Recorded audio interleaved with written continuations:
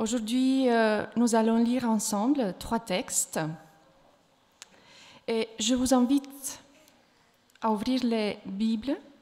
D'abord, en Daniel, chapitre 8, verset 12.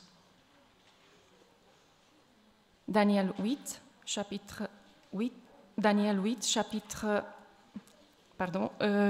verset 12. Nous lisons. L'armée fut livrée avec le sacrifice perpétuel à cause du péché. La corne jeta la vérité par terre et réussit dans ses entreprises. Le deuxième paragraphe biblique se trouve dans le livre des Actes 3, verset 21. Je lis. Que le ciel doit recevoir jusqu'au temps de rétablissement de toutes choses dont Dieu a parlé anciennement par la bouche de ses saints prophètes. Et nous finissons avec le 3e texte biblique, Matthieu 24,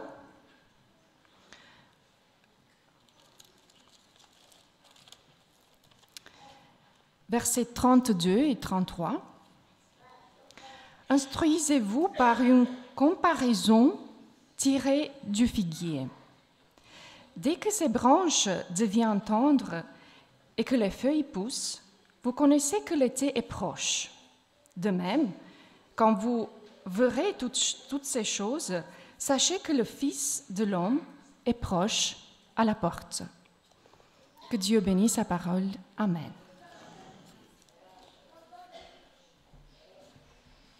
Merci beaucoup Tamara et sans plus tarder, nous invitons frère Vincent Dehelt à prendre la parole pour nous nourrir de la part de l'Éternel.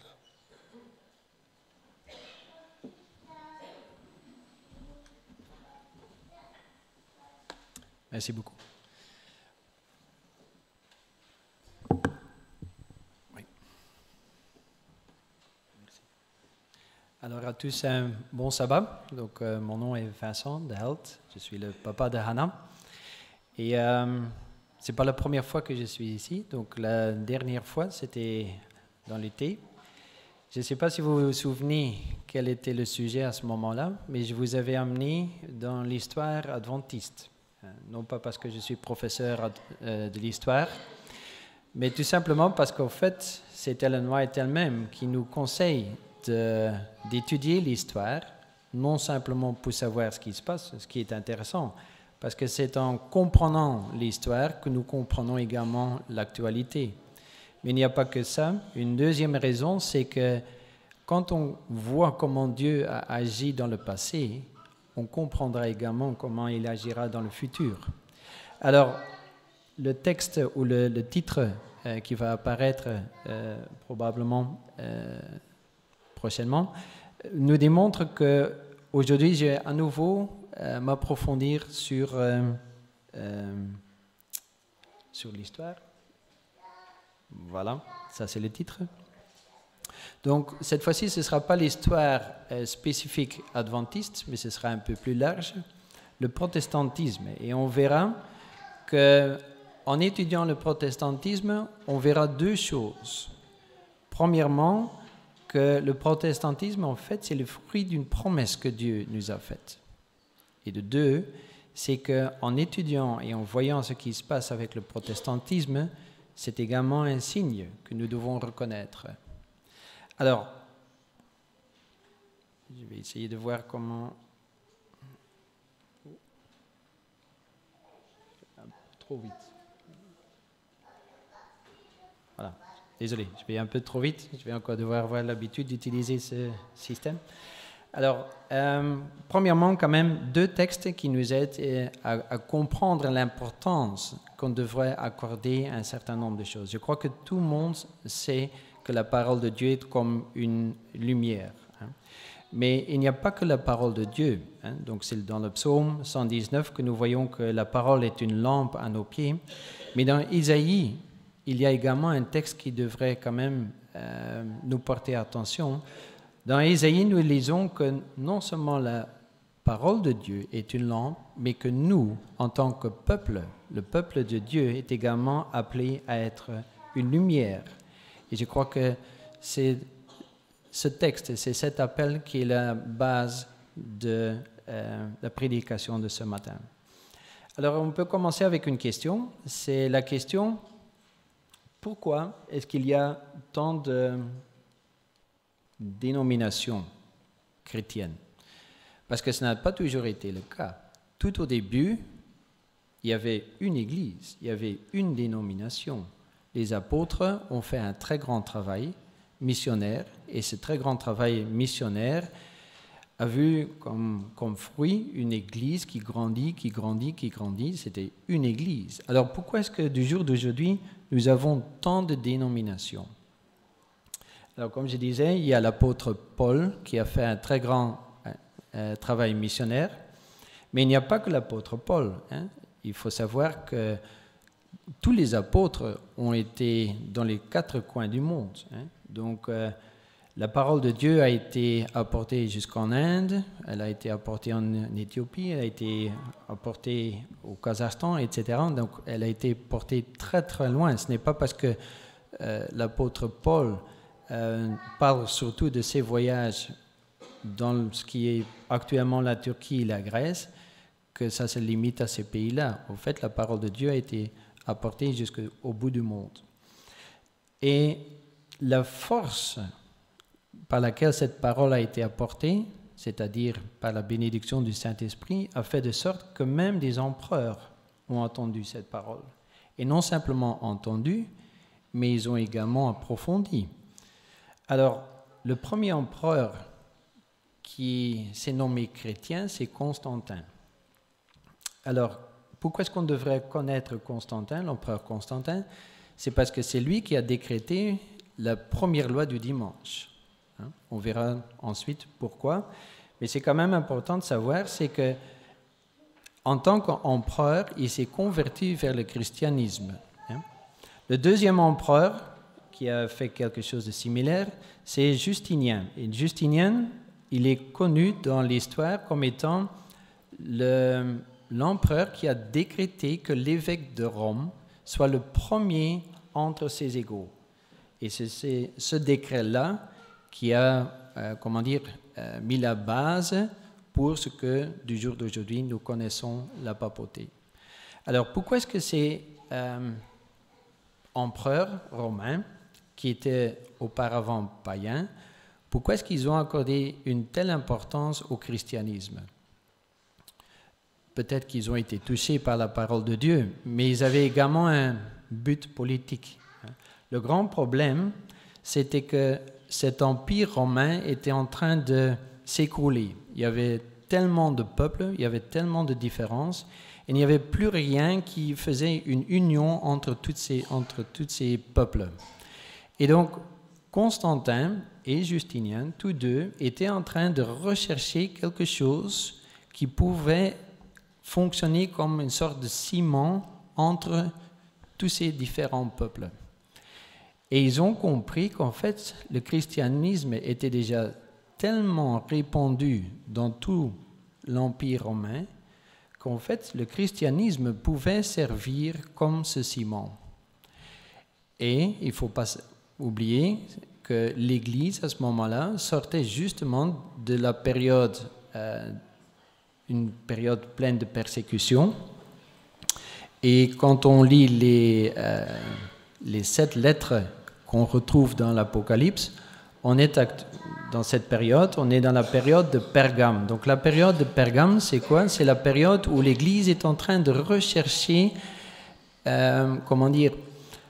la possibilité, premièrement, de faire de sorte qu'elle ne soit pas confuse avec le peuple juif. C'est déjà une première chose à laquelle l'Église chrétienne était en train de rechercher, parce que jusqu'à ce moment-là, au fait, la religion chrétienne était perçue comme étant une partie, une secte plutôt particulière, mais une secte juive. Pour eux, il n'y avait pas vraiment, donc pour les païens, il n'y avait pas vraiment de distinction entre les chrétiens et les juifs. Or, l'Église chrétienne voulait vraiment accentuer le fait qu'elle est différente. Ça, c'est une chose. Et de deux, elle voulait quand même faire de sorte que ces persécutions, qui étaient quand même très violentes, que ces persécutions cessent. Et elle était quand même également prête à faire un certain nombre de pas vers l'État. L'État, c'est-à-dire l'empereur. Et donc, afin de faciliter, ce mouvement de chrétienté, appelons ainsi, afin que tout le monde puisse, franchir le pas donc d'être païen vers la chrétienté, ce qu'ils ont fait, c'est essayer de prendre les symboles qui étaient courants dans les coutumes païennes et utiliser des symboles qui sont connus dans la chrétienté et essayer de voir s'il y avait moyen de faire une connexion entre les deux. Et c'est ce qu'ils ont fait. Quand on voit par exemple à la gauche, c'est une statue de Jupiter qui était utilisée quand quelqu'un avait toutes sortes de problèmes. Il devait aller à Jupiter, mettre sa main sur ce pied, faire une sorte de demande, de requête, et Jupiter allait exaucer cette requête. Après un certain temps, ils ont fait une autre statue. Cette fois-ci, c'est plus Jupiter, mais c'est Saint-Pierre, avec le même processus. Le pied de Pierre est un peu en avant, et donc, si on avait une prière qu'on voulait se voir exaucer, on pouvait aller à cette statue, mettre sa main sur le pied, etc. Donc, la coutume païenne reste, mais on met, une sorte de voile chrétien au-dessus de cette coutume. Et on voit qu'il n'y a pas que Pierre et Jupiter, mais par exemple, il y a une légende qui était très connue dans le monde païen, le Moscoforo. Et en fait, cette légende a été reprise par la parabole donc, du beau berger. Je crois qu'il ne faut pas vraiment expliquer les similitudes entre les deux. Et il y a encore d'autres exemples. Par exemple, ici on voit Isis, donc la mère de Horus, mais on voit également le parallèle avec la Vierge Marie et l'enfant Jésus. Donc on voit que on a fait de sorte que pour ceux qui venaient d'une religion païenne, que ce soit assez facile de prendre le pas vers la chrétienté. Mais on voit surtout qu'il y a eu toutes sortes de compromis. Et donc, quand on étudie vraiment, oui, mais quels compromis ont été faits pour pouvoir faciliter ce pas, alors on voit qu'il y a quand même énormément de compromis. Premièrement, le sabbat a été changé vers le dimanche. Je crois que ça, c'est un compromis que nous connaissons tous. De deux, concernant les images, je crois que les 10 commandements sont très clairs à ce sujet, mais les images, les statues sont tellement importants dans le monde païen qu'il fallait trouver une solution. Donc, on a changé les 10 commandements, on a rayé le 2e et on a dédoublé le 10e. Comme ça, il n'y a pas de problème pour les statues. Et donc, pour ceux qui viennent d'une religion païenne, il y a quand même moyen d'avoir des points de reconnaissance quand on entre dans une église. Alors également, tout ce qui a trait à l'immortalité de l'âme, qui est quand même quelque chose avec, beaucoup de conséquences. On y reviendra plus tard.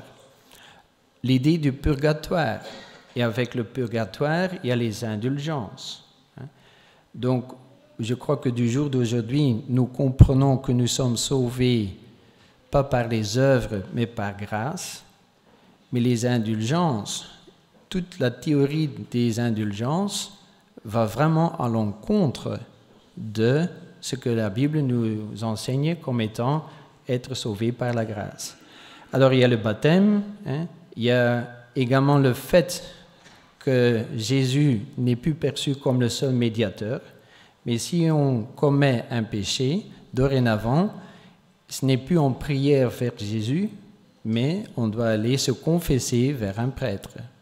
Donc il y a énormément de compromis qui ont été faits à ce moment-là. On peut en discuter si c'est, comment dire, étant aveugle ou avec de bonnes intentions, peu importe. Le fait est qu'il y a eu toutes sortes de compromis et qu'on s'éloigne pas à pas de ce que la Bible nous enseigne. Alors, nous ne devons pas vraiment être, surpris que cela se produise, parce qu'en fait, dans Actes, nous lisons que tel type de choses allait se produire. L'apôtre Paul disait « Je sais qu'il s'introduira parmi vous après mon départ ». C'est dans Actes, désolé, mais c'est Jésus qui parle, c'est pas Paul. Qu'après mon départ, des loups cruels qui n'épargneront pas le troupeau et qu'il s'élèvera du milieu de vous des hommes qui enseigneront des choses périlleuses pour entraîner les disciples après eux. Donc, si nous voyons que dans cette Église, il y a des compromis qui ont été faits et que ce sont des compromis qui vont vraiment à l'encontre de la parole de Dieu, ça ne doit pas être quelque chose qui nous surprend, parce qu'en fait, c'est Jésus lui-même qui nous a prévenus que ça allait se faire. Mais il n'y a pas que Jésus, c'est pas que dans Actes, dans Daniel, en fait, on lit déjà la même chose. On lit que, je vais lire le verset 12, « L'armée fut livrée avec le sacrifice perpétuel à cause du péché, et la corne jeta la vérité par terre et réussit dans ses entreprises. » Maintenant, si quelqu'un ne comprend pas le symbole de la corne, je crois qu'avec une étude biblique, on pourrait démontrer qui est vraiment la corne, mais actuellement, je voudrais surtout continuer sur la deuxième partie de ce verset. Le fait est que quelque chose fera de sorte que la vérité est jetée par terre. Donc, nous ne devons pas être étonnés si les enseignements que Dieu nous a donnés, que les enseignements que nous retrouvons dans la Bible, que ce sont précisément ces enseignements-là qui ont été détournés, qui ont été jetés par terre, qui ont été piétinés. Ce sont des choses qui ont été prédites. Mais heureusement, il n'y a pas que des avertissements. Nous avons également une promesse. Nous l'avons lu tout à l'heure et j'aimerais y revenir. Il y a quand même une promesse où Dieu nous dit qu'il y aura un rétablissement de toutes choses. Toutes les vérités qui ont été jetées par terre, toutes les vérités qui ont été détournées, toutes les choses qui ont fait de sorte que mon peuple ne puisse plus comprendre comment Dieu agit, toutes ces choses-là vont être rétablies. Maintenant, si piétiner la vérité prend beaucoup de temps, il est clair que rétablir les choses prendra également du temps. Et donc, quand on étudie l'histoire, on voit qu'en effet, pas à pas, petit pas à pas, Dieu est en train de rétablir toutes choses.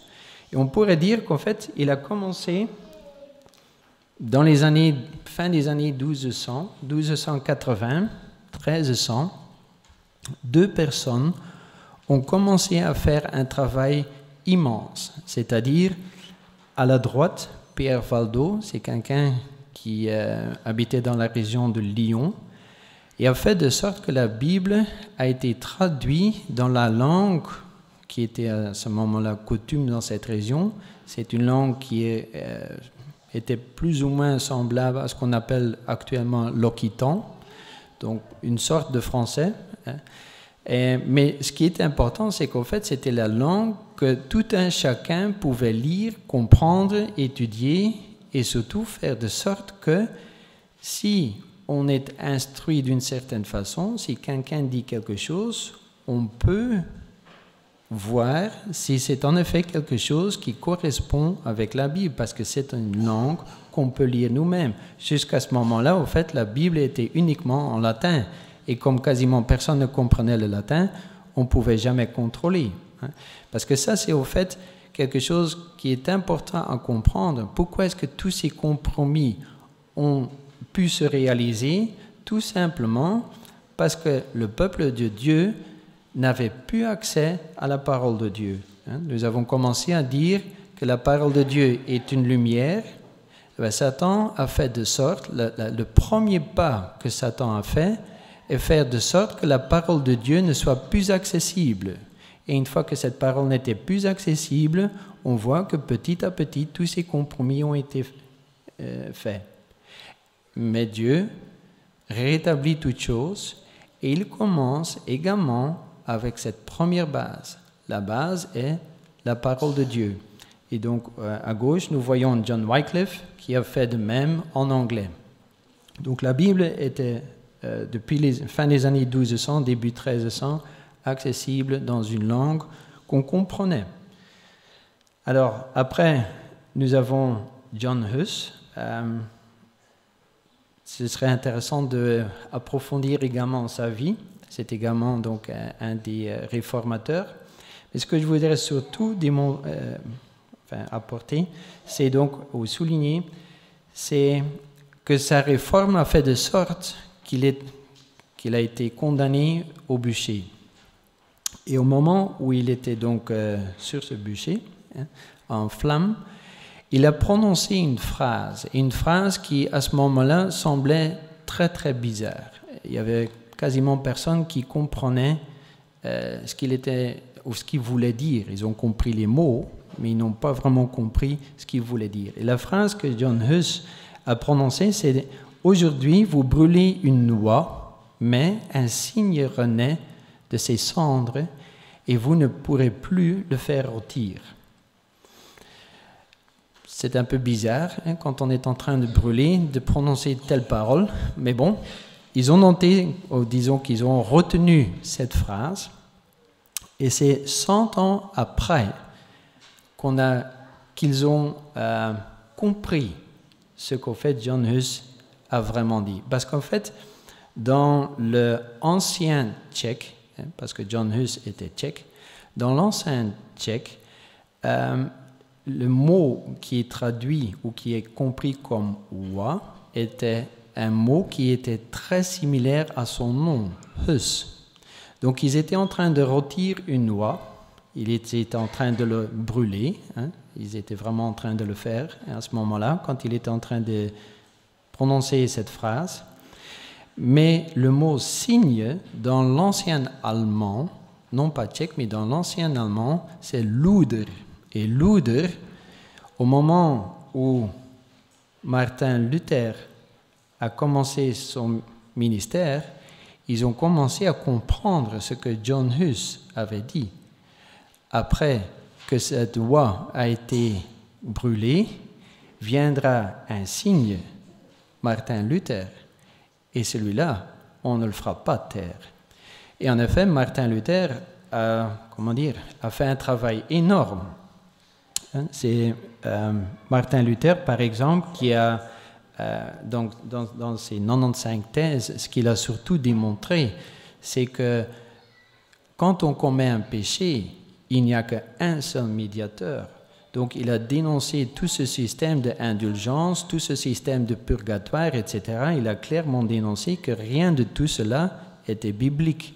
Donc, un pas essentiel, parce que pour devenir chrétien, qu'est-ce que la Bible nous enseigne? Si nous voulons devenir chrétiens, nous devons d'abord comprendre à quel point nous sommes malades.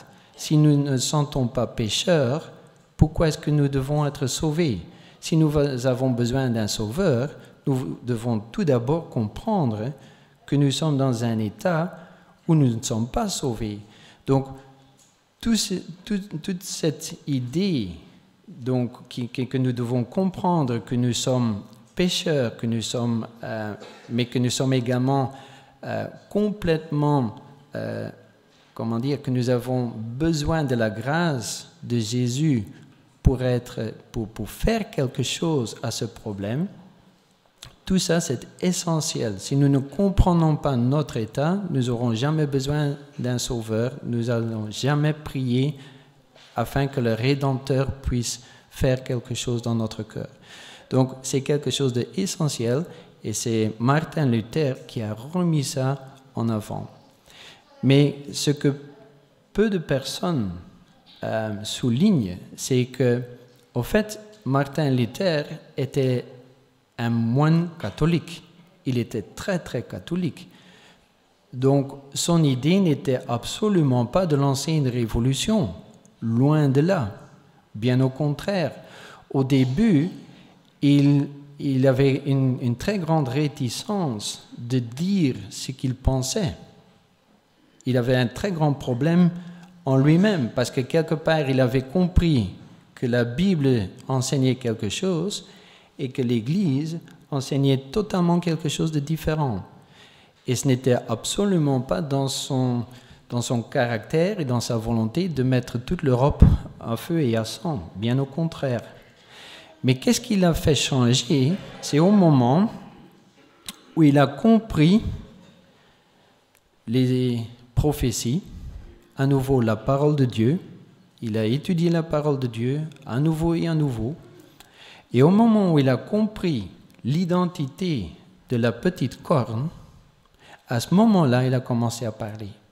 À ce moment-là, il a vraiment commencé à dénoncer les choses parce qu'il comprenait que cette petite corne était celle qui était en train de piétiner la vérité et qu'il fallait restaurer cette vérité.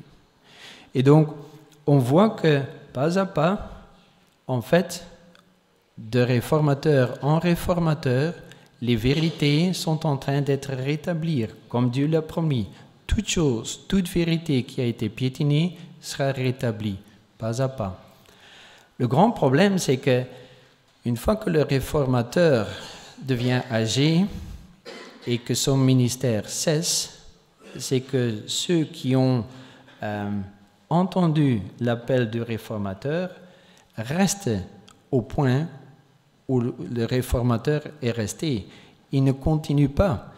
Et donc, par exemple, les luthériens, ils ont fait un énorme pas, comme je vous ai expliqué, mais Luther n'a pas eu le temps ou disons que le Saint-Esprit n'a pas eu le temps de rétablir toute chose dans la vie de Luther.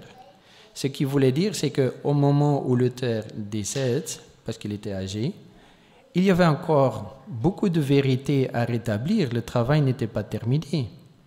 Or, on voit que le peuple n'était pas disposé à continuer. Donc, qu'est-ce que Dieu a dû faire? Faire appel à un autre réformateur. Et ainsi, on voit que, par exemple, après Martin Luther, il y a entre autres Calvin et d'autres réformateurs qui se lèvent. Et on voit ainsi pourquoi il y a tant de dénominations. Il n'y a pas, il n'y a plus qu'une seule église. Pourquoi est-ce qu'il n'y a plus qu'une seule église? Tout simplement parce que le peuple refuse de s'avancer. Le peuple refuse, va jusqu'au point où le réformateur est allé, mais le Saint-Esprit voudrait continuer, parce qu'en fait, le but, c'est de rétablir toute chose, mais le peuple ne reste à ce point-là, n'est plus d'accord de continuer. Et donc, le Saint-Esprit doit à chaque fois faire appel à un autre réformateur. Peut-être rapidement, quelques textes que Martin Luther a utilisés ou a compris. Donc, je vais peut-être aller un peu plus vite. Voilà. Donc, là, tantôt, j'ai démontré qu'il y avait beaucoup de compromis. Alors, vis-à-vis des images, il y a Exode 20 au verset 4 qui dit clairement, dans les 10 commandements, non, il n'y aura point d'image. Les indulgences, il n'y a aucun texte biblique. C'est Martin Luther qui a clairement démontré cette vérité. Le salut pas de ses propres efforts, dans Éphèse 2, verset 8, il dit clairement que ce n'est pas par nos propres efforts, mais c'est dans la grâce du Seigneur que nous sommes sauvés. et qu'il n'y a qu'un seul médiateur et que c'est Jésus. C'est dans Timothée 2, verset 5. Alors, comme je disais, ensuite il y a Calvin. Ensuite, il y a les anabaptistes, parce que le baptême, jusqu'à ce moment-là, se faisait encore toujours un baptême des enfants par saupoudrage. Ça également, ça a dû être rétabli. C'est ni Luther, ni Calvin, mais ce sont les anabaptistes qui ont démontré que non, ce n'est pas par saupoudrage, mais c'est par immersion. Et donc, on voit que pas à pas, il y a toujours des réformateurs qui reprennent la relève et que le Saint-Esprit est vraiment en train de rétablir pas à pas tout ce qui a été détruit. John Wesley, qui est au fait à la base de l'Église méthodiste, également fait partie de ce mouvement. William Miller, je crois que l'on le connaît, qui est à la base du mouvement millerite. Mais j'aimerais quand même m'approfondir surtout le mouvement adventiste. Si on met le mouvement adventisme sur cette même ligne, ça veut donc dire que le Saint-Esprit a, en début des années 1800, encore toujours quelque chose à rétablir.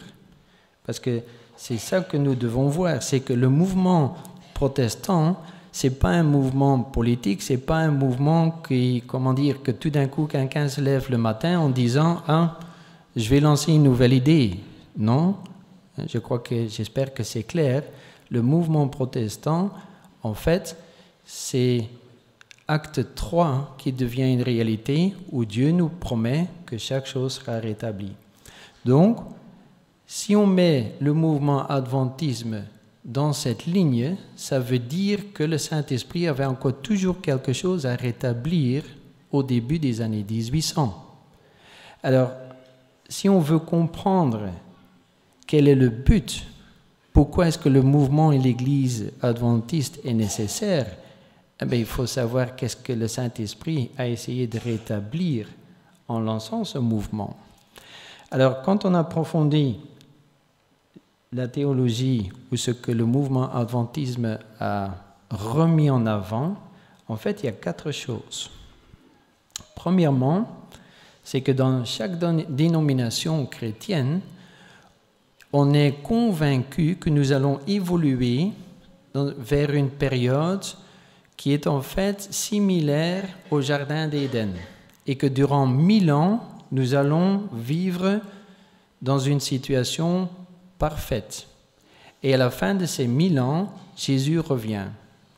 Ça, c'est ce qu'en fait, quasiment toutes les dénominations chrétiennes ont encore, au jour d'aujourd'hui, cette certitude. Or, la Bible est très claire à ce sujet. C'est juste l'inverse. Nous n'allons pas vers une période où tout ira bien. Bien au contraire, c'est juste l'inverse. Et donc, au début du millénaire, Jésus reviendra dans un temps où il y aura beaucoup de persécutions avec les 7 fléaux, etc. Donc, c'est pas vraiment, quand on lit les 7 fléaux, c'est pas vraiment une image d'Éden à ce moment-là, bien au contraire. Et c'est à la fin de cette période, au début du millénaire, que Jésus reviendra. Ça, c'est une chose. Je ne vais pas approfondir toutes les conséquences du fait que ce ne soit pas bien compris, mais le fait que ce ne soit pas compris d'une façon biblique ouvre d'énormes portes pour Satan à faire de sorte que le peuple de Dieu, ou même que tout un chacun, ne soit pas prêt et ne comprendra pas ce qui se passera dans la fin des temps.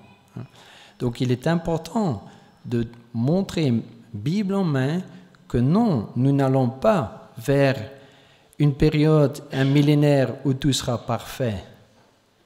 C'est juste le contraire. Alors, une deuxième chose, je crois qu'on le connaît, c'est le sanctuaire. Mais le sanctuaire, nous ne pouvons pas oublier que quelque part, le sanctuaire, en fait, c'est un enseignement. Si on veut comprendre comment la grâce et la justice vont ensemble, il faut comprendre le sanctuaire. Si on veut comprendre le plan de rédemption, si on veut comprendre la sanctification, si on veut savoir ce que Jésus est en train de faire aujourd'hui pour nous, ce qui est accessible aujourd'hui pour nous, pas dans un futur lointain, mais aujourd'hui, si nous voulons comprendre tout cela, il faut comprendre le sanctuaire. Donc c'est un très grand sujet qui nous explique énormément de choses. Alors il y a le sabbat, le sabbat qui est le vrai signe entre Dieu et son peuple.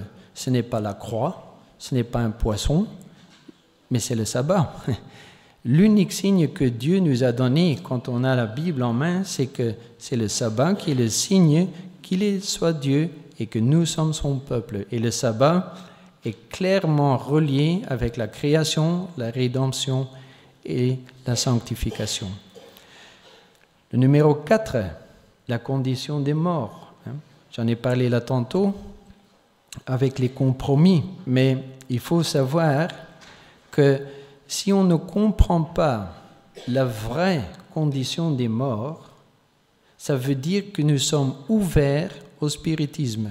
Le spiritisme va faire de sorte que, si quelqu'un qui est décédé, qui nous est cher, et j'en ai parlé la fois précédente, au mois de juillet, si quelqu'un qui est décédé et qui nous est cher, tout d'un coup surgit, nous apparaît, et que cette personne qui nous est chère dit de la même voix et de la même façon que nous connaissons, que nous devons observer par exemple le dimanche, et que nous ne sommes pas conscients que les morts ne puissent rien dire, je crois que tout le monde sera à l'église le dimanche.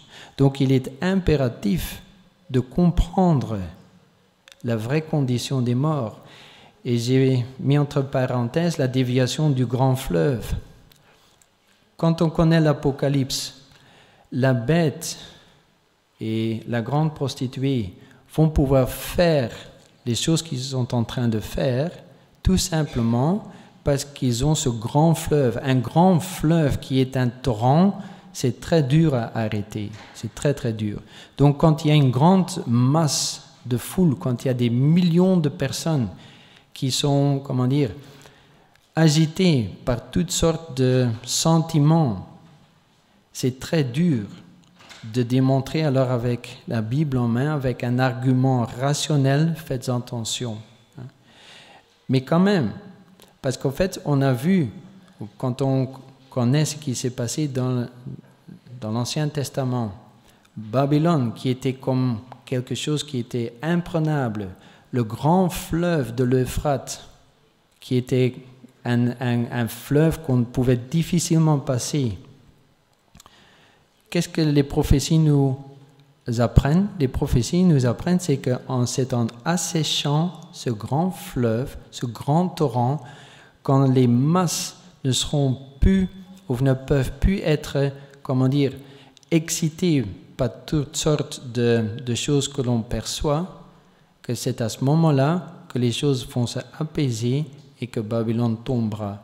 Donc ce que je veux dire, c'est que si Satan sera capable de faire de sorte que par des choses de spiritisme, par le spiritisme, Satan sera capable de faire de sorte que de grandes masses, de grandes foules agissent d'une certaine façon.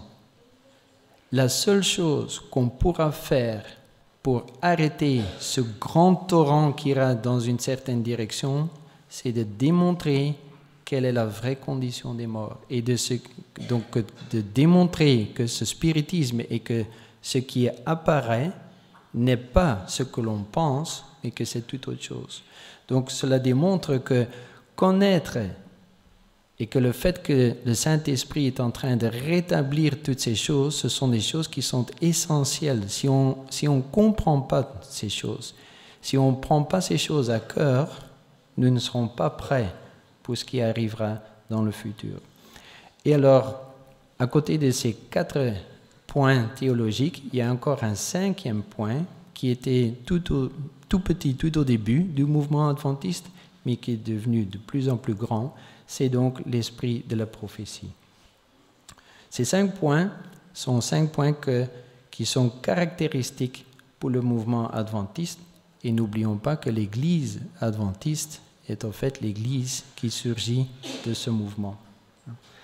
Alors, si on continue, je crois qu'il est clair qu'il y aura quelqu'un qui ne sera pas tout à fait content avec le travail que le Saint-Esprit est en train de faire. Si le Saint-Esprit est en train de rétablir toutes choses, qu'il est en train de rétablir chaque vérité, Satan ne restera pas les bras croisés en regardant et en laissant faire. Donc s'il y a une réforme, on doit être également conscient qu'il y aura une contre-réforme. Et tout au début de la contre-réforme était quelque chose de très violent, avec beaucoup de persécutions, beaucoup de sang. Mais aussi longtemps que la contre-réforme agissait de cette façon-là, en fait, le mouvement de réforme était en train de grandir. Donc ils ont très vite compris que ce n'est pas en persécutant que les choses vont aller de mieux pour eux. Ça, ils ont très vite compris. Alors il est important de comprendre comment est-ce qu'ils ont changé de stratégie. Parce qu'ils ont changé de stratégie. Bien sûr, quand ils avaient la possibilité d'éliminer quelqu'un, ils n'ont pas hésité, ils ont continué à le faire. Mais la vraie stratégie de la contre-réforme n'est pas la persécution. La vraie stratégie, en fait, ils ont compris que, par exemple, Martin Luther, qu'est-ce qui avait poussé Martin Luther à commencer son ministère? C'est le fait qu'il avait compris ce qui est écrit dans la parole de Dieu. Donc, si on veut arrêter le mouvement de réformation, il faut donner une autre explication au texte qu'on peut lire dans la Bible. Et ça, c'est la vraie stratégie de la contre-réforme. Ils ont commencé à donner toutes sortes d'autres explications aux textes qu'on peut lire dans la Bible. Alors, dans la tragédie des siècles, les chiffres qui sont à côté, ce sont les pages et les paragraphes, mais dans la version anglaise. Mais néanmoins, le texte reste le même si on le prend en anglais ou en français. Dans la tragédie des siècles, je ne vais pas lire tout le texte, mais en fait, Ellen White est très claire. Elle nous, elle démontre clairement que l'ordre des Jésuites jouera un rôle crucial dans cette contre-réforme. Et l'ordre jésuite, comment est-ce qu'il travaille? Il travaille surtout en se focusant, je l'ai mis en vert dans la dernière phrase, mais c'est petit malheureusement, mais donc, l'organisation des jésuites va en premier lieu se axer sur les écoles, sur les collèges, sur tel type de tout ce qui a trait à l'enseignement. Donc on voit que ce n'est pas la persécution, leur mode de travail. Le vrai mode de travail des jésuites consistait à infiltrer, à avoir la main mise à tout ce qui avait attrait à l'éducation. Et c'est en éduquant d'une autre façon que petit à petit, on oubliera ce que la Bible nous enseigne vraiment. Ça, c'est le modus operandi donc de la contre-réforme. Et sans aller vraiment dans les détails, mais quand même démontrer comment les choses se sont déroulées, l'un des jésuites, Francesco Ribera, a par exemple repris un texte qui est connu, Daniel 9. Je ne vais pas expliquer d'une façon théologique, mais tout simplement d'une façon, comment le texte nous est proposé. Nous lisons d'une façon chronologique. Ça, c'est typique pour quelqu'un de l'Occident. Mais l'hébreu, la langue hébraïque est plutôt poétique. Dans la langue hébraïque, c'est souvent le cas qu'il faut prendre le verset 1 et le verset 3 et le mettre vis-à-vis le verset 2 et le verset 4. Donc il ne faut pas lire d'une façon chronologique, mais il y a une structure, comme la poésie. La poésie, c'est non plus pas quelque chose qu'on lit d'une façon chronologique. Il y a également une autre structure. Et au fait, dans la langue hébraïque, c'est exactement la même chose. Quand on lit Daniel 9, et qu'on prend les versets qui sont cités, les 26 et 27,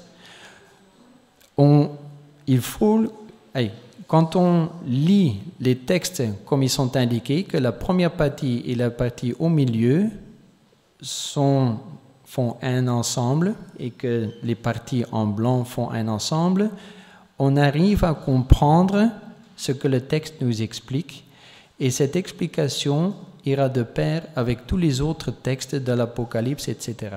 Qu'est-ce que Franco Ribera a fait? Il a tout simplement mis les choses ensemble d'une façon chronologique. Et au lieu d'arriver à une explication qui, est en accord avec l'Apocalypse, etc., il commence à donner une explication pour chaque texte individuellement. Et en fait, pour en résumer, l'explication qui est donnée, c'est que ou bien toutes les prophéties ont attrait à quelque chose qui s'est passé il y a très très très longtemps, dans la période grecque, et tout ce qu'on ne peut pas mettre dans cette période grecque, c'est quelque chose qui se déroulera dans un futur très très loin. En fait, ça revient à ça. Chaque explication que la contre-réforme donne au texte concernant Babylone, concernant la petite corne, ça arrive chaque fois à dire ou bien c'est quelque chose qui s'est passé il y a très très longtemps, ou bien c'est quelque chose qui se produira dans un futur immensément loin. Donc, entre autres termes, en fait, ça ne sert à rien de le lire actuellement parce que ce n'est pas pour nous. En fait, c'est ça que le mouvement de contre-réforme nous enseigne, mais bien entendu, il nous enseigne, ou disons que c'est expliqué d'une autre façon, d'une façon très belle, très élaborée, etc. Donc, ce qui fait que si on veut accepter, ou disons qu'on sème un doute, disons ainsi, on sème un doute. Mais durant longtemps, cette explication n'a pas été reprise. Mais, on est au début des années 1800, il y a un certain pasteur, John Nelson Darby, il était en train de rechercher, de faire des études bibliques. Il était surtout en train de rechercher d'autres points de vue que ceux qui ont été enseignés. Et donc, dans cette recherche, à un certain moment, il est tombé sur ces études que Franco Ribera avait écrites, tout particulièrement sur Daniel 9. Il faut savoir, Daniel 9, je ne l'ai pas encore dit, mais si c'est nécessaire, Daniel 9, c'est au fait le chapitre qui nous explique ce qui se passera au terme de la prophétie des 70 semaines. Et donc, la dernière semaine, c'est donc la semaine où au milieu, il y a le sacrifice de Jésus. La fin de cette dernière semaine, la fin donc des périodes des 70 semaines, c'est la lapidation d'Étienne. Donc, je crois qu'il est clair que c'est quelque chose de crucial. Et donc, c'est sur ce thème-là que Franco Ribera avait donc fait toute une étude. Et ce Darby, qui était en train de rechercher des études qui étaient quand même un peu différentes de ce qu'il avait déjà entendu à chaque fois, est tombé sur cette étude. Et au moment où il a écrit une Bible, il a repris cette étude comme commentaire, et il a repris cette étude comme commentaire dans cette Bible. Alors, pourquoi est-ce que je m'attarde si longuement sur ce point? C'est tout simplement parce qu'il faut savoir que cette Bible, cette traduction, est encore toujours utilisée, même du jour d'aujourd'hui, dans quasiment tous les collèges protestants. Donc, si on devient pasteur protestant, on aura un enseignement sur base de cette Bible, avec des commentaires qui remontent en fait du temps des jésuites de la contre-réforme. Bien entendu, dans ces commentaires, il n'y aura pas marqué Franco Ribera. Ce ne sera pas si simple. Mais quand on lit les commentaires qui sont repris dans cette Bible et qu'on lit ce que Franco Ribera et ce que les jésuites ont écrit, on voit que c'est exactement la même chose. Et c'est cet enseignement-là qui est à la base, encore toujours du jour d'aujourd'hui, dans chaque école, dans chaque université protestante. Et alors on comprend également que du jour d'aujourd'hui, il y a encore toujours toutes sortes d'idées qui existent dans le monde protestant. Je ne sais pas si ce terme vous dit quelque chose, mais the left behind, ou the rapture, c'est en fait une idée qui est largement répandue dans le monde protestant, mais qui n'est absolument pas biblique. Et donc c'est tellement répandu qu'on en fait même des films. Donc même Hollywood prend ce thème. Et en fait, left behind, c'est à nouveau ce thème comme quoi on va vers une période, ce millénaire dont je vous ai parlé. Je ne vais pas approfondir non plus les théologies protestantes, mais ce qui est quand même important de savoir, c'est que cette contre-réforme qui a commencé au temps de Luther, qui était surtout axée de la façon dont on pense, que cette contre-réforme s'est propagée et a surtout trouvé et s'est enracinée dans le monde protestant. Et on voit que du jour d'aujourd'hui, même des institutions comme Hollywood sont totalement, non pas influencées, mais ils pensent complètement de cette façon-là, c'est-à-dire d'une façon contre-réformiste, d'une façon qui a été propagée par les jésuites. Alors, du jour d'aujourd'hui, actuellement, on voit que l'Église protestante a dur de se nommer protestant. Du jour d'aujourd'hui, il se nomme plutôt pro-testament. On voit que le fait qu'ils ont été enseignés d'une autre façon, on voit qu'après un certain temps, ça change également leur attitude. Au lieu de protester et dénoncer toutes sortes de choses qui ne sont pas bibliques, on voit que le mouvement protestant est vraiment en train de changer et prend une toute autre attitude.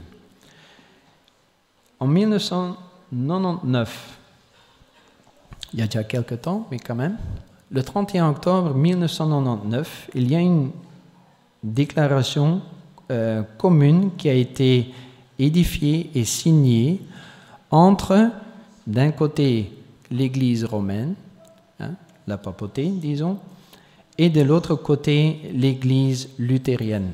Alors, peut-être quand même, pour savoir les détails, Augsbourg, c'est une ville au sud de l'Allemagne, et c'est exactement là où il y a un traité de paix qui a été signé entre les catholiques et les protestants, et c'est un traité de paix que l'Église catholique n'était pas vraiment très heureux de signer. Mais disons qu'ils étaient tellement en train de perdre le contrôle qu'ils ont quand même signé ce traité de paix à Augsbourg. Et comme je vous ai expliqué, qu'est-ce que Martin Luther a surtout dénoncé? Il a surtout dénoncé le fait que l'Église romaine apporte une idée concernant la justification qui est totalement non biblique. Alors, c'est justement sur ce thème-là, dans la ville même de Augsbourg, que l'Église romaine a signé un traité ensemble avec le mouvement non pas le mouvement protestant, mais avec l'Église luthérienne. Alors, qu'est-ce qui est maintenant dans cette déclaration commune? On peut se poser les questions. Est-ce que l'Église romaine a renoncé à l'Eucharistie et l'hostie? C'est-à-dire, si on connaît un tout petit peu l'idée de l'Église catholique romaine, à chaque fois qu'il y a une Eucharistie, à chaque fois que l'hostie est brisée, ce n'est pas du pain qu'on est en train de briser. On est en train de refaire le sacrifice de Jésus. Or, la Bible est très claire. Il n'y a qu'un seul sacrifice, et ce sacrifice est suffisant. Il ne faut pas le répéter à chaque fois encore et encore et encore. Donc ça veut dire que cette idée de Eucharistie qui est commune dans l'Église catholique romaine n'est pas biblique. Non, ils ont le libre choix, ils font ce qu'ils veulent.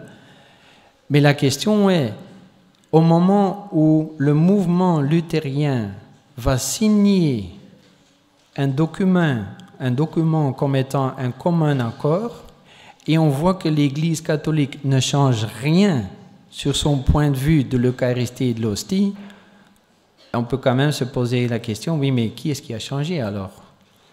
Alors, le purgatoire, est-ce que l'Église romaine a changé son point de vue concernant le purgatoire? Non, absolument pas. Concernant la confession vis-à-vis d'un prêtre, non. Les indulgences, les saints, etc., non. Sur tous ces points, on voit que l'Église catholique romaine n'a changé en rien. Et à nouveau, c'est leur libre choix. Mais ça démontre surtout à quel point le mouvement luthérien a changé. Parce que c'est justement ces choses-là que Luther a dénoncées et démontré, oui, mais ça n'est pas biblique. C'est à vous de faire le choix. Vous pouvez, si vous voulez croire ces choses, ok, mais il faut être clair que toutes ces choses ne sont pas bibliques. Si vous êtes d'accord de suivre quelque chose de non biblique, ok, pas de problème. Mais il faut quand même savoir que ce n'est non biblique. Et c'est justement sur ce point-là qu'il y a une déclaration commune, et on voit que d'une part, il y a l'Église catholique qui ne change en rien, donc ça veut dire que c'est l'autre part qui a totalement changé. Et je crois que c'est clair pourquoi. Pourquoi est-ce que ça a changé? Tout simplement parce qu'ils ont plus une Bible neutre, mais ils ont une Bible avec des commentaires qui sont pleins d'idées de contre-réforme. Ça, c'est la base. Donc on voit que Satan n'a peut-être pas réussi à arrêter le mouvement réformateur dans les années 1500, mais ce qu'il a semé à ce moment-là a abouti à des fruits beaucoup plus tard. Alors, quand on voit ce qui s'est produit avec ce document, c'est que quelques années plus tard, les méthodistes l'ont signé également. En 2006. En 2013, on a vu quelque chose qui ne s'est jamais vu auparavant. Je ne sais pas si vous êtes au courant, mais on a un pape qui est assez extraordinaire. Jusqu'à ce moment-là, ça ne s'était jamais produit qu'un jésuite pouvait devenir pape. C'est la toute première fois qu'un jésuite peut devenir pape. Et le pape François est un jésuite. Et je crois qu'il est clair quelle est la façon d'opérer des jésuites. Alors, depuis 2013, on voit qu'en 2014, c'est l'Église d'Angleterre qui a signé ce document commun sur la justification. En 2015, l'Église vaudoise, the Waldensian Church, l'Église vaudoise, qui a signé ce document. En fait, on voit que quasiment toutes les dénominations protestantes, pas à pas, sont en train de signer ce document concernant la justification. Ici, on voit une photo en 2016 avec l'Église presbytérienne. Et ce qui est quand même étonnant, c'est que si on regarde comment on est assis, il est clair qu'ils sont tous égaux. Je ne sais pas si vous comprenez ce que je veux dire, mais ils ne sont pas égaux du tout. Il y a quelqu'un qui est au centre. Il y a quelqu'un qui dirige tout. C'est proposé comme étant ensemble, comme étant une unité. Mais quand on voit comment on est assis, ce n'est pas comme si on était tous égaux. Il y a quelqu'un qui est un peu plus égal que les autres. Alors, le mouvement pentecôtiste, il faut savoir que l'Église pentecôtiste, c'est la plus grande dénomination dans le monde protestant. C'est une très très grande dénomination. Eux également, ils ont signé cette déclaration commune. Donc, petit à petit, chaque dénomination arrive. Ici, on voit le président de World Evangelic Alliance, donc on pourrait dire l'Alliance évangélique mondiale. Donc on arrive maintenant vraiment au niveau mondial et on voit que le président de cette alliance, comment dire, il a une relation avec le pape, on pourrait dire, comme étant des amis. Mais surtout, ce qui est encore plus important, c'est quand on regarde ce qu'ils disent. Ils ne sont pas en train d'approfondir les choses d'une façon biblique. Qu'est-ce qui pousse le mouvement protestant à faire ce qu'ils sont en train de faire?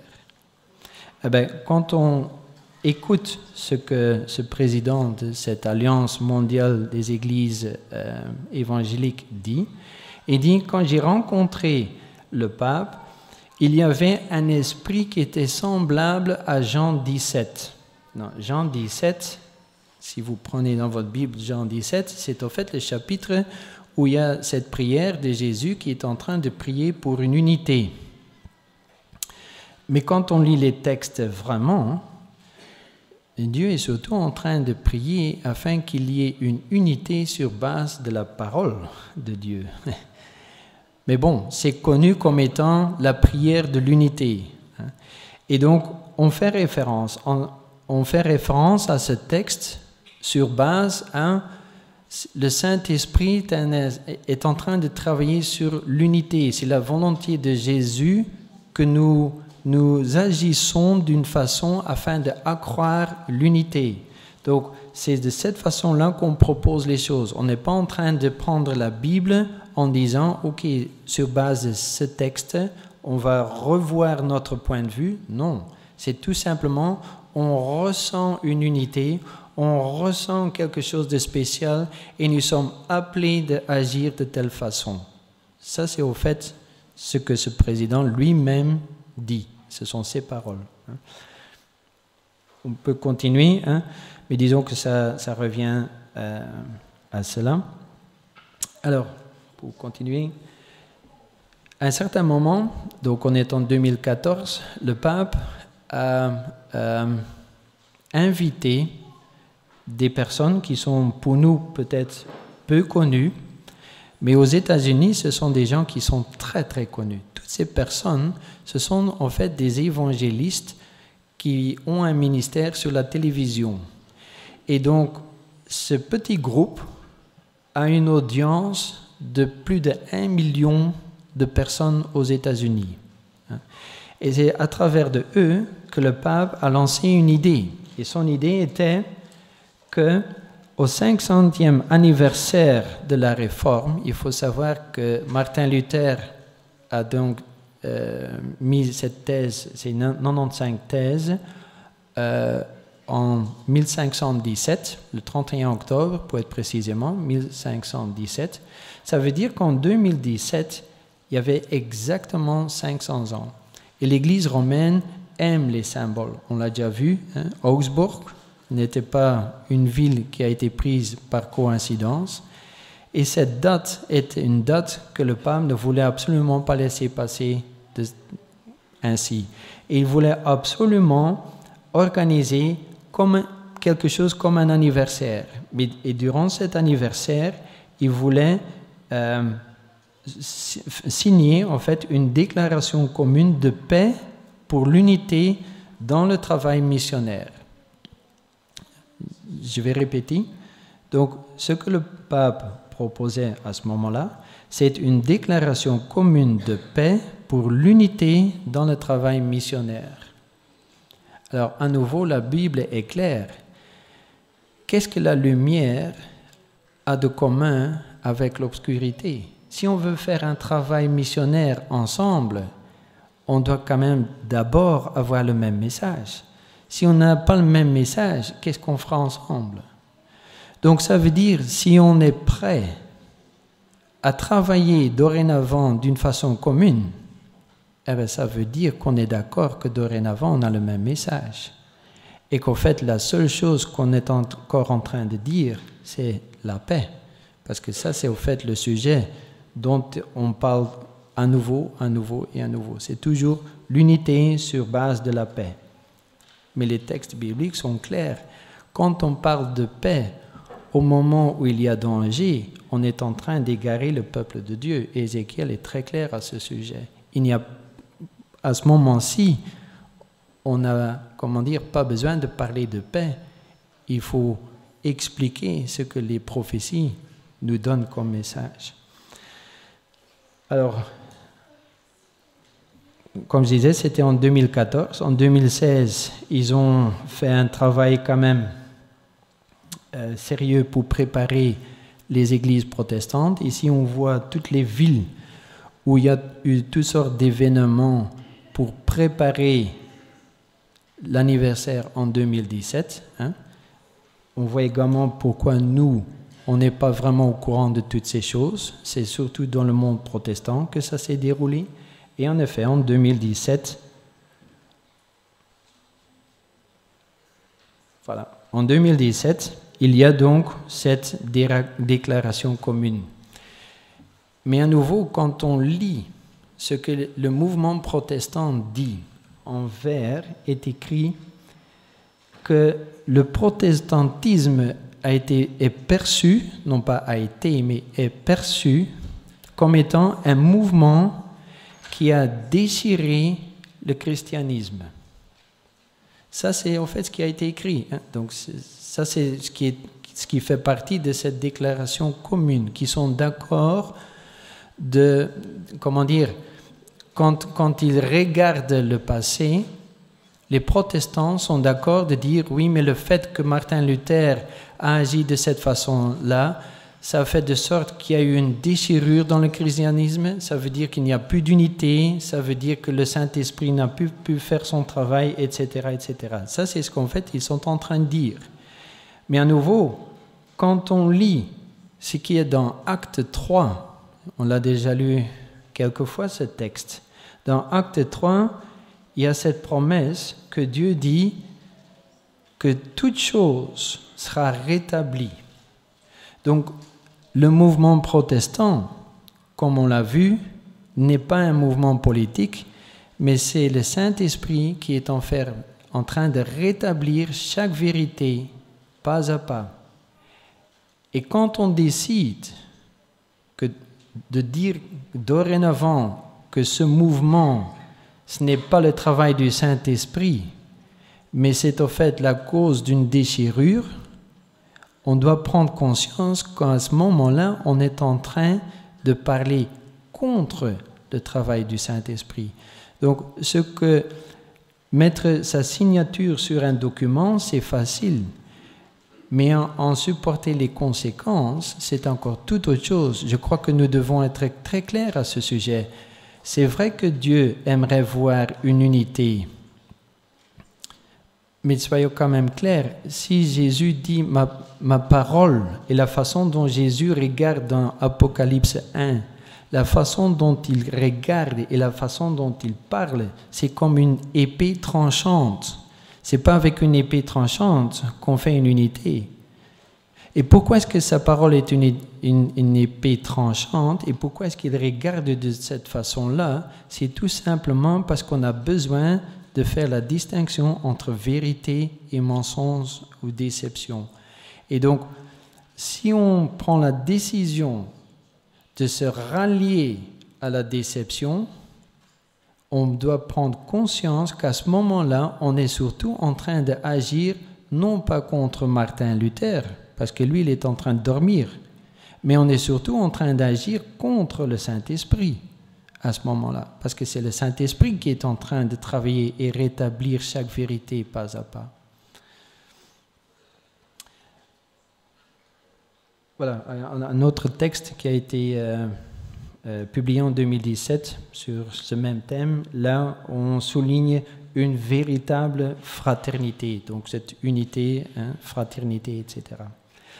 Alors, on a commencé à dire que nous allons voir que le protestantisme, c'est une promesse.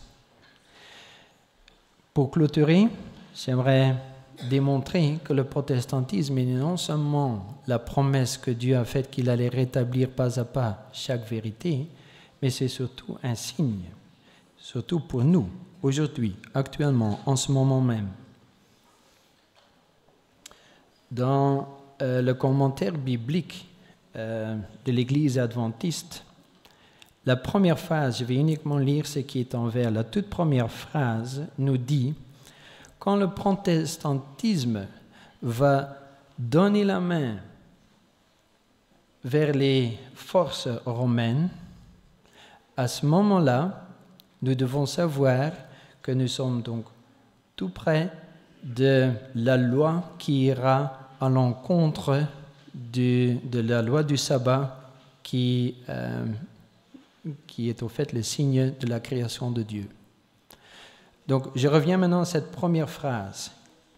En fait, c'est une prophétie. C'est un texte qui a été écrit par Ellen White en 1896 et qui a été publié dans le Review and Herald. Maintenant, il faut savoir qu'en 1886, il faut savoir qu'à ce moment-là, il y avait deux choses qui étaient totalement invraisemblables. La première chose, c'est qu'une unité entre toutes les dénominations protestantes, c'était quelque chose d'inconcevable. Il n'y avait absolument, ce que nous on appelle aujourd'hui le mouvement œcuménique, n'existait pas à ce moment-là. Il n'y avait absolument pas d'œcuménisme à ce moment-là. Chaque dénomination protestante vivait, comment dire, je ne dis pas que c'est une bonne chose, mais vivait d'une façon très... Il y avait une grande tension entre ces diverses dénominations. Donc, il n'y avait absolument pas d'unité. Et une deuxième chose, c'est que donc au pluriel, que les églises protestantes qui auront formé une unité vont faire le pas vers les pouvoirs romains, ça également, c'était quelque chose de totalement invraisemblable. Il faut savoir que jusqu'à peu près dans les années 1700, c'était même interdit, pour donner un exemple, c'était interdit de mettre pied au sol en Islande si on était catholique. C'était interdit sous peine de mort. Donc, pour démontrer quelle était la tension, quelle était au fait la tension entre le monde protestant et le monde catholique. Il n'y avait pas de contact, bien au contraire. Et je ne dis pas que c'était une bonne chose, mais je veux simplement dire qu'au moment où Ellen White a écrit que les églises, au pluriel, vont ensemble donner la main au pouvoir romain, à ce moment-là, c'était une idée impensable, inimaginaire. Pourtant, on voit que depuis lors, il y a déjà eu un long chemin de parcouru. Alors, un autre texte que j'aimerais lire avec vous, c'est un texte qu'on peut lire dans la Tragédie des siècles. Lorsque les principales églises des États-Unis réunies autour de points de doctrine qu'elles détiennent en commun, influenceront l'État pour qu'il applique des décrets et maintienne des institutions, alors l'Amérique protestante aura formé une image de la hiérarchie romaine et il en résultera inévitablement des sanctions civiles à l'encontre des dissidents. Ça également, c'est un texte qu'on peut lire, comme je disais, dans la Tragédie des siècles. Ces textes nous donnent quand même, comment dire, un aperçu des choses qui vont se dérouler. Donc, quand on prend une ligne, la première chose qui va se passer, c'est qu'il y aura une unité entre ces églises protestantes. Et une deuxième chose, c'est que ces églises vont franchir le pas vers l'église romaine. Alors, je ne sais pas si vous avez vraiment compris la vraie signification de la signature de ce document qui a été établi en 1999, mais on peut dire que le fait qu'en 2017, toutes les dénominations, à part quelques toutes petites, mais toutes les dénominations protestantes se sont ralliées à ce document, on peut en fait dire que depuis 2017, ce premier pas n'est plus prophétie. Ce premier pas, c'est histoire. Ça s'est produit. Il y a une unité entre les luthériens, les presbytériens, les méthodistes, etc. Et en signant ce document avec l'Église catholique, tandis qu'il est clair que l'Église catholique n'a changé en rien, ça veut dire qu'en effet, cette unité des protestants a franchi et a donné la main au pouvoir romain. Donc, ce que Ellen White a décrit comme étant une prophétie, qui était à ce moment-là peu fort probable, aujourd'hui, on peut dire ce n'est plus prophétique, c'est histoire. Ça fait 2 ans que c'est une réalité. Mais ce qui est important à savoir, c'est que une fois que ceci s'est réalisé, on doit prendre conscience que la prochaine étape, ce sera au fait ce qu'on appelle l'image de la bête. Ça veut dire que cette scission entre État et Église qu'on connaît actuellement, ben, elle ne tiendra pas. Aujourd'hui, c'est comme étant quelque chose de normal qu'il y a d'une part l'Église et d'autre part l'État, mais ça ne restera pas ainsi. Donc ça, ce sera la prochaine étape. Ensuite, on a la loi du dimanche, et avec la loi du dimanche, la marque de la bête. Entre-temps, il y a également quand même encore une période où le message des 3 anges sera propagé d'une façon qu'on n'a encore jamais vue auparavant. Mais ce qui est surtout important, afin que nous comprenions l'importance de savoir ces choses, c'est que nous sommes actuellement dans un temps où nous sommes appelés à faire des choix. Et ici, j'aimerais référer à la lapidation d'Étienne. La prophétie des 70 semaines, même si vous ne connaissez pas les détails, cette prophétie indique qu'il y a un moment où le temps de grâce s'arrête.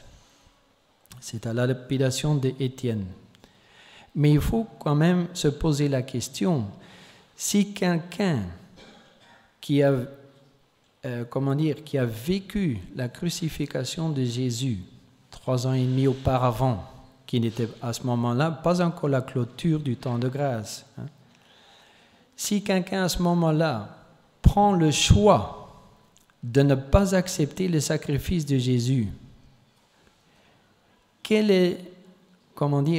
est-ce qu'il y aura encore une grande chance que cette personne, au moment où Étienne est lapidé, va tout d'un coup accepter le témoignage d'Étienne quand il a décidé 3 ans auparavant de ne pas accepter le sacrifice de Jésus?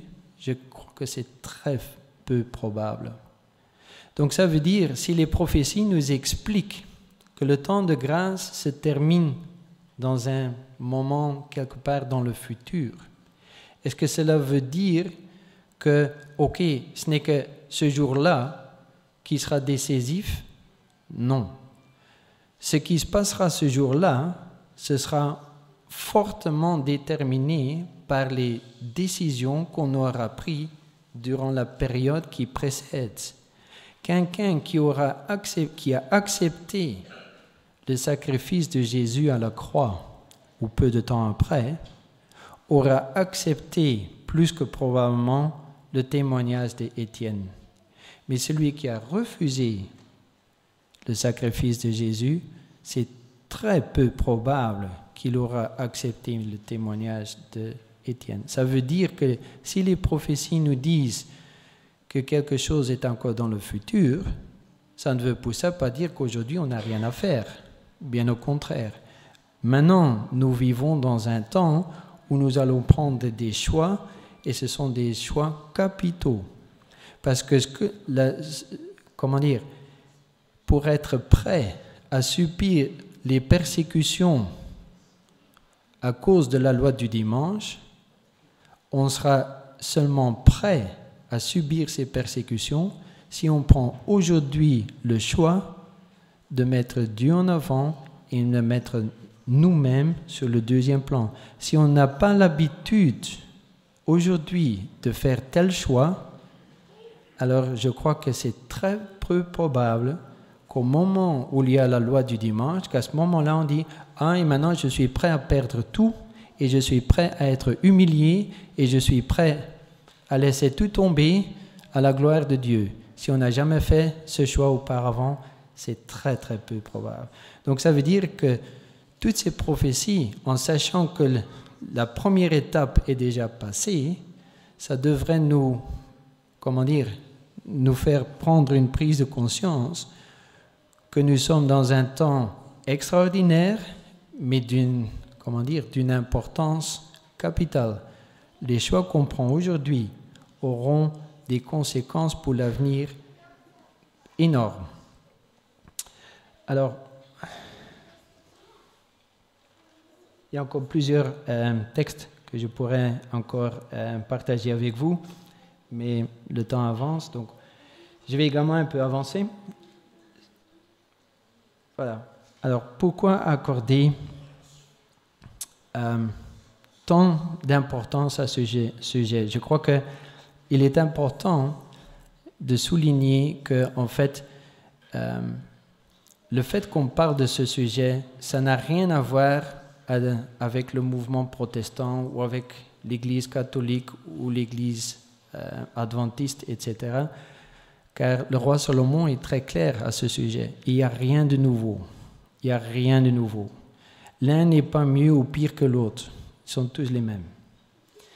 Alors, pourquoi est-ce que c'est important de nous à comprendre ce qui s'est passé dans le passé et qu'est-ce qui est en train de se produire actuellement?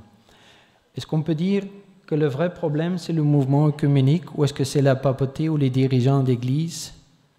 Non, le vrai problème ne s'agit pas là. Bien au contraire. On peut peut-être avoir l'idée que c'est là le problème, mais en fait, le vrai problème, il est ailleurs. Et j'aimerais revenir au mont Carmel. Je crois que c'est quand même quelque chose dans l'Ancien Testament qui est connu.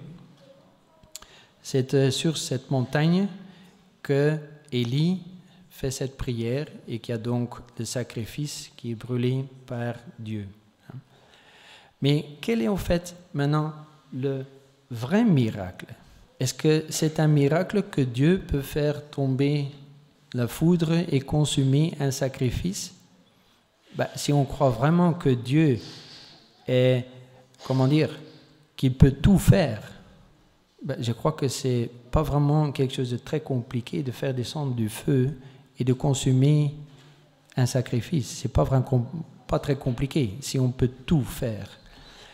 Par contre, quand on lit ce qui est écrit dans 1 Roi, chapitre 18, le verset 37, là nous lisons ce qui était vraiment le but de ce qui s'est passé au mont Carmel. Et nous lisons « Réponds-moi, Éternel, réponds-moi afin que ce peuple reconnaisse que c'est toi, Éternel, qui es Dieu et que c'est toi qui ramènes les cœurs. » Donc, tout ce qui s'est passé sur le mont Carmel, c'était pour qui? C'était pour les prêtres de Baal? C'était pour le roi Ahab? C'était pour sa femme Jézabel? Non. C'était pour le peuple de Dieu qui avait besoin d'être ramené à Dieu. Le cœur du peuple de Dieu devrait être ramené. Ça, c'est le vrai miracle, ce qui s'est passé au mont Carmel. Et je crois que ça, c'est également le grand problème qu'on a du jour d'aujourd'hui. Ce n'est pas Isabelle le problème, ce n'est pas le roi Ahab, ce n'est pas les prêtres de Baal. Ce sont que des détails. Le vrai problème, c'est que le cœur de Dieu, du peuple de Dieu, doit être ramené à Dieu. Ça, c'est le vrai problème. Alors, j'ai déjà souligné plusieurs fois que le Saint-Esprit est en train de rétablir chaque chose, chaque vérité. Nous avons vu que dans Daniel est écrit que chaque vérité, chaque enseignement a été mis par terre, piétiné. Le sanctuaire est quelque chose de plein d'enseignements.